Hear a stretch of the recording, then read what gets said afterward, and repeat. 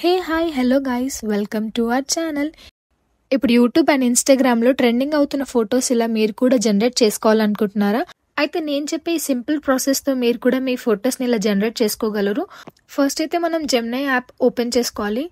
Open చేసుకున్న తర్వాత ఇలా ఇంటర్ఫేస్ వస్తుంది. ఇక్కడ నుంచి మనము ఫొటోస్ సెలెక్ట్ చేసుకొని ఫోటోలో ఏదో ఒక ఫోటో నచ్చిన ఫోటో సెలెక్ట్ చేసుకొని నేనైతే ఈ ప్రాంప్ట్ డిస్క్రిప్షన్లో ఇస్తాను.